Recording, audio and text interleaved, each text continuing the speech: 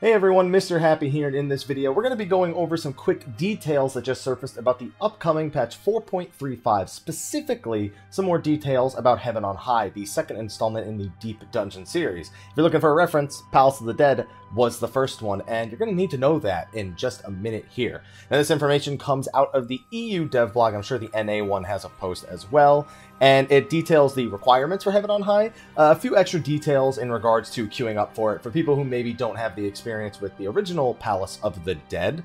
So, for those who didn't know, patch 4.35 is on Tuesday, July 3rd, and yes, we will be producing some content around Heaven on High when that drops on Tuesday.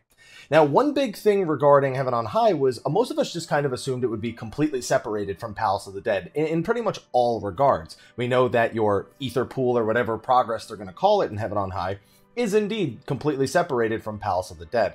So with that, we pretty much just expected we'd go in, maybe have to have some main scenario quests done, and we'd be able to unlock it.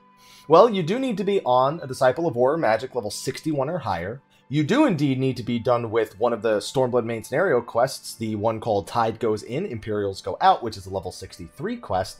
But surprisingly, you actually have to clear up to floor 50 of Palace of the Dead. Now, while I didn't anticipate that being a requirement for Heaven on High, looking into it, it does make a lot of sense. Going into level 60 plus content without really knowing how a deep dungeon functions in the first place doesn't really make a whole lot of sense. This is basically going to require that people get a feel for what deep dungeons are supposed to be, as all of the original commanders are available in floors 1 to 50, and the three that are different between 51 to 200 in Palace of the Dead and 1 to 100 in Heaven on High, on top of the fact that you'll have the primals you'll be able to summon in Heaven on High as well. So if you're watching this and you haven't beaten floor 50 of Palace of the Dead, don't worry, it's a breeze. I just grab a few friends or even just queue up on your own into random parties, and if you need any information about how Palace of the Dead works, how your save file works and all that, plenty of information online. I've got some videos about it, and I'm sure there's tons of resources out there that will accurately explain to you what the bosses do, how the actual system itself works. So check out that video on the channel. Maybe I'll include it in the description of the video as well. LA and the honking, I don't know if you guys could hear that. That's always fantastic. But anyway, yeah, 450 of Palace of the Dead is going to be required. So if you haven't done that yet, if you're a newer player who never did Palace of the Dead, or you just thought it was boring and still kind of want to try Heaven on High, then hop to it. You're going to have it done. Now, another thing is, when registering to enter, all party members on all worlds must be in the Ruby Sea. And that does confirm that, and we already knew this was a thing, that you'll be able to use the Cross-World Party feature, or the Cross-World Party Finder, in order to actually queue up with people across other servers on your data center for Heaven on High.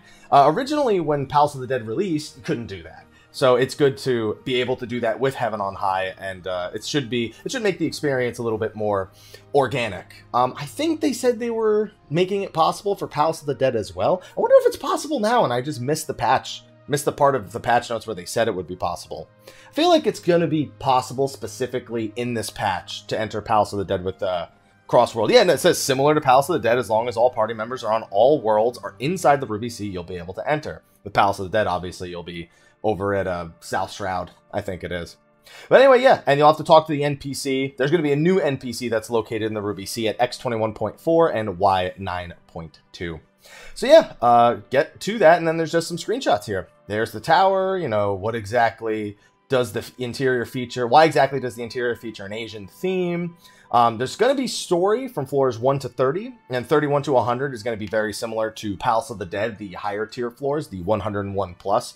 In an interview I actually did with Naoki Yoshida, he said that according to their feedback, floors 180 to 200 were really the floors that people enjoyed the most, and he said that your challenge should more consistently match the 180 plus experience like it did in Palace of the Dead. So Heaven on High 31 plus, or 31 to 100, should be a considerably more interesting challenge than Palace of the Dead's 101 to 200, just because more of it should be matching the 180 plus era. Now keep in mind, if you've never done Deep Dungeon, very important details about these challenge floors, floors 31 plus. They can only be entered solo or with a fixed party of 2 to 4 players. Now keep in mind that these challenge floors usually come right after you're done with floor 30, so it has to be on the same save file that you did 1 to 30 on. Now on top of that, you have to make sure that at no point across that entire save file did your entire party wipe. So if you're solo and you die and it kicks you out, you're no longer eligible for 431 plus. If you're in a party of 4, all of you die, all of you disconnect, all of you log out while you're inside, it's going to disqualify that save file from going to 31 plus. So it needs to be a fixed party. If you're looking to do the more challenging floors, find some friends, find a group of like-minded individuals to challenge these higher tier floors. You're not going to be able to do it with a matched party, not at all. So and they also give you a little warning that, you know, if your party abandons the duty, or if they log out or they disconnect, then it does indeed count as a party KO if nobody's left in the instance at any given point. They talk about how the foes from floor 31 plus are going to be really hard. Even a party of 4 will struggle with some of them. And then they go over some other things here. You can see he transforms into an otter with a hat. That's a player, by the way. It says, I'm you. That's a player. The mood and music will change as you climb higher up. Why does the tower exist? Why are these monsters inside? And is the dodo mount obtained by appraising treasure? That's one of the big features inside of Palace of the Dead, is the Accursed Hoard, where you can find items that need to be appraised on the outside. And that was how the mount was obtained in Palace of the Dead, from appraising sacks of gold-trimmed sacks, I think it was, from floors 150 plus. It's assumed that the dodo mount would be something similar, probably from a higher tier Accursed Hoard from the higher parts of Heaven on High as a whole. So if you're looking for that dodo mount, then you're going to have to be willing to get pretty close to some traps if you want to get to a lot of those Accursed Hoards. But anyway, I just wanted to cover these details, especially this detail right here that's going to catch a lot of people off guard if you don't know about it in advance of Tuesday, so go get it done. But anyway, that's going to be a wrap for this video. Be sure to like, favorite, subscribe, and share, and stay tuned. On Tuesday, we are going to be posting plenty of videos about Heaven on High here. My air just kicked on right at the end of the video, so it's probably going to be a little annoying.